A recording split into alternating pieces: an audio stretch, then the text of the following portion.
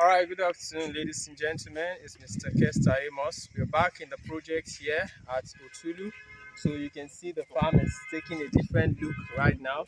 And back here is our security post slash living quarters for the workers and the toilet, the bedroom, and everything. This is where the staff will be staying. And back there is the office and the farm store, plus the generator house is also there. So the farm is designed suitably for inhabitation. All right, so you can see from the last time we were here, the framework for the greenhouse was not installed yet. So we have finished the framework, it's just to cover it, that's what's remaining. So you can see it has turned to a dryer for those who wash their clothes. Yeah, so temporarily, that is what it is. So this is the door to the greenhouse. Yeah, okay. I think it's hooked by the back side. It's locked inside. Yeah. So this is the door to the greenhouse, and you can see it laps perfectly well. So there are no openings. All right, so once we cover it, we start doing the groundwork, the planting, which is the cultivation and every other thing that needs to be done. So this is where we'll be transferring the young snails to. And this is the house for the concrete pens.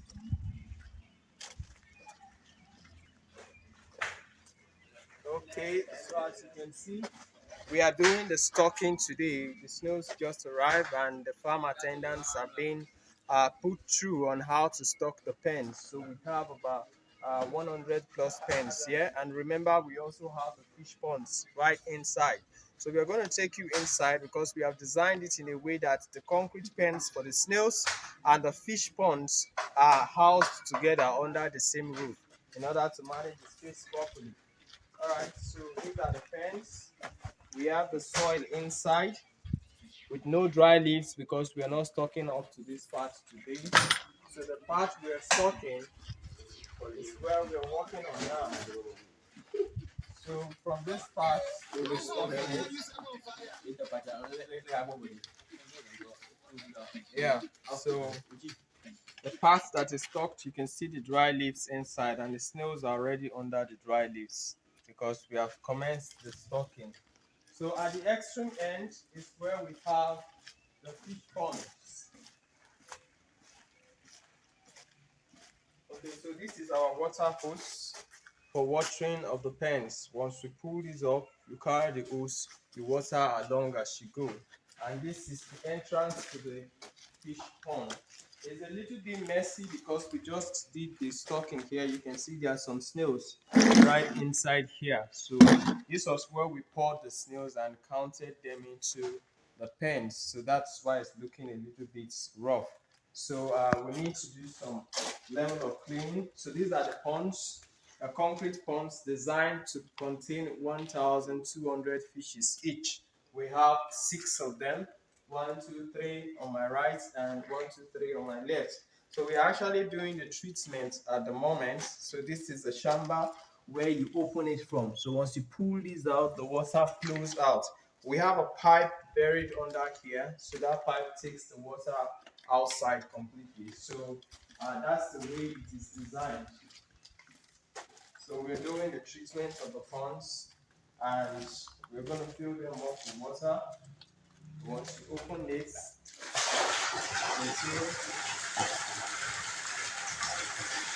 it's very easy.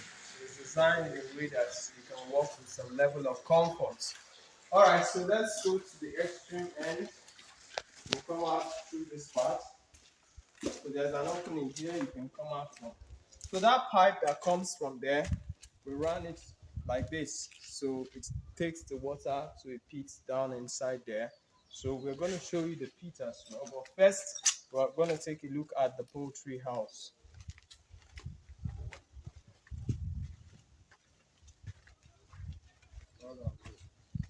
Okay, so this is the back side of the poultry house, and these are the drains. You can see once the waste is flushed here, it comes inside here. So we pack the manure from here and use it for crop production because we have a lot of crop fields high up on the land. So we have 1, to here. So once it comes out from here, it drains into this place and is collected. So we'll go to the front parts where we have the entrance to the poultry house.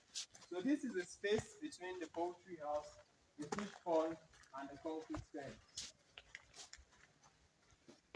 Alright, so this is the entrance of the poultry house. Usually you have a foot deep on the entrance of the poultry house where you have a chemical and water, so you immerse your legs inside before you go into the poultry house.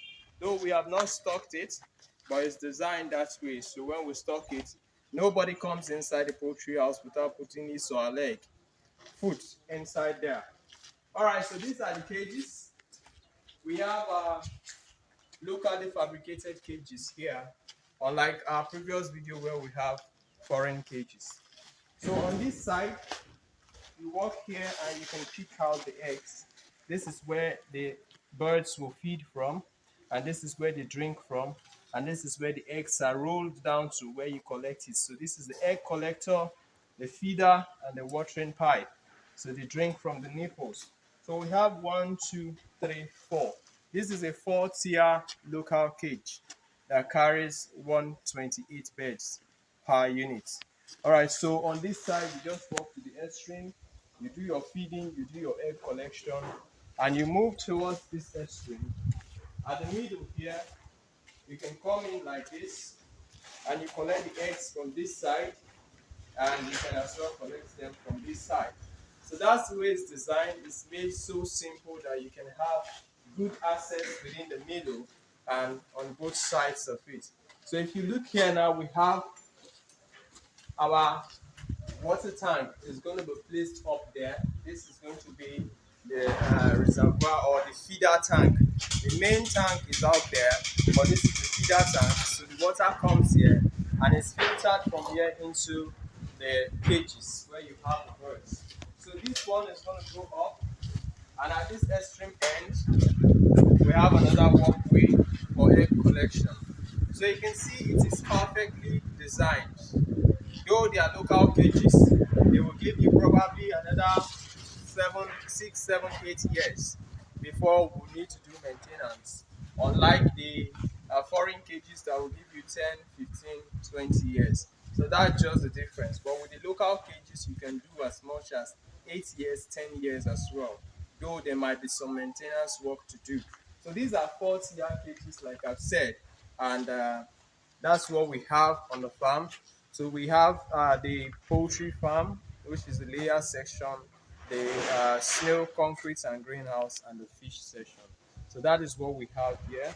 And there's abundance of land over there for us to expound, just in case we want to do some expansion. So now we'll take you to the pits where all the water from this fish farm runs into. So we'll take you right there, outside the field.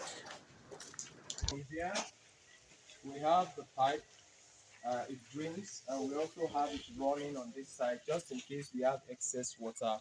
There's access for us to drain it, connect it with the pipe that's bringing the water for the fishes. So we'll take you to the drain and just show you what it looks like. All this is a vegetable field. We also have some tree crops.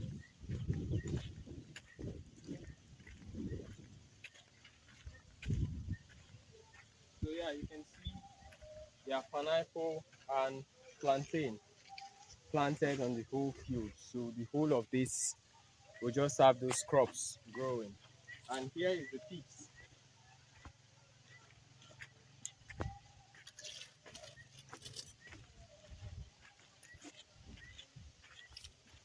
Now hold on. Hold on, sir.